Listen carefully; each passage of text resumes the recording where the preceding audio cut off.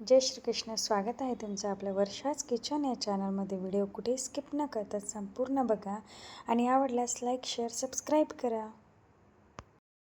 आज भाजीला काही सुचत नव्हतं तर चला तर म्हटलं थोडंसं सामान दिसलं त्याच्यामध्येच आपण भाजी बनवूया. बघू शकता, व्हिडिओ पूर्ण बघा, तुम्हाला कळेलच किती छान आणि भन्नाट भाजी आहे. हप्त्यातून 2-3 वेळेस नक्की तुम्ही बनवसाल. सगळ्यात अगोदर मी ती 2-3 हिरव्या मिरच्या आणि 5-6 लसणाच्या पाकळ्या घेतल्या. एका ग्राइंडरमध्ये चॉपरमध्ये घेतले ते, ज्याचे बारीक बारीक तुकडे होतात मस्त. याच्यामध्ये एकदम फाईन पेस्ट नाही होत, असे जाडसर तुकडे होतात. नंतर एका कढईमध्ये 2 चमचे तेल घ्यायचं. तेल छान गरम होऊ द्यायचं. आणि खरं सांगते, तुम्ही ही भाजी नक्की बनवसाल. खायला इतकी अप्रतिम आणि सोपी पद्धत आहे. मस्त कडकडीत तेल गरम होऊ द्यायचं. खमंग फोडणी बसली की भाजी खरंच उत्तम होते. जिरं मोहरी असं छान फुललं तडतडलं की नंतर ते आपण 1 वाटी बारीक चिरून घेतलेला कांदा टाकायचा आहे. कांदा छान असा परतून घ्यायचा आहे.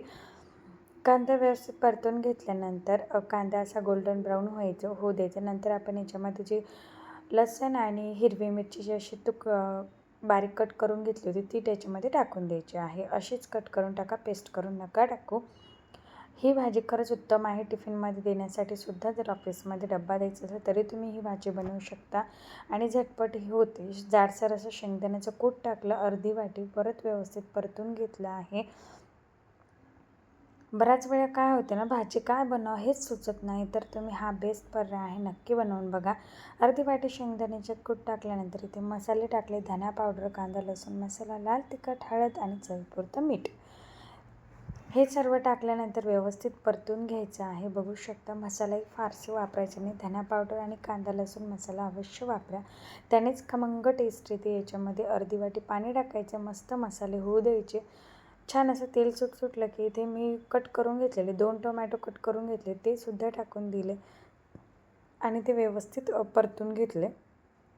व्यवस्थित परतून घ्यायची. याच्यामध्ये पण आपल्याला आवश्यकतेनुसार थोडंसं पाणी टाकायचं आहे. ही सुकीच भाजी बनवायची आहे आपल्याला, त्याच्यामुळे याच्यामध्ये पाण्याचा वापर कमी करायचा आहे. आता याच्यामध्ये आपल्याला अगदी थोडंसं पाणी टाकायचं. बघू शकता, अर्धी वाटी मी पाणी टाकलेलं आहे आणि याला व्यवस्थित परतून घेतलेलं. आता याला थोडंसं मस्त तेल सुटेपर्यंत चुटचुटू द्यायचं.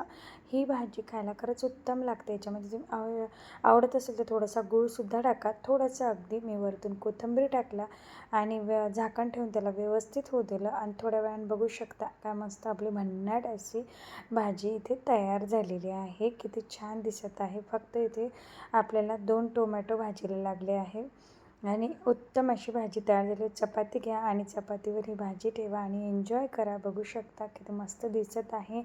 कधी काय भाजीला सुचत नसेल तर असं तुम्ही झटपट बनवा आणि एन्जॉय करा. तुम्हाला ही कसं वाटली रेसिपी ती देखील कमेंट बॉक्समध्ये टाईप करून सांगायला विसरू नका. आणि अशा छान छान रेसिपीसाठी या चॅनलला लाईक शेअर सबस्क्राईब करायला देखील विसरू नका.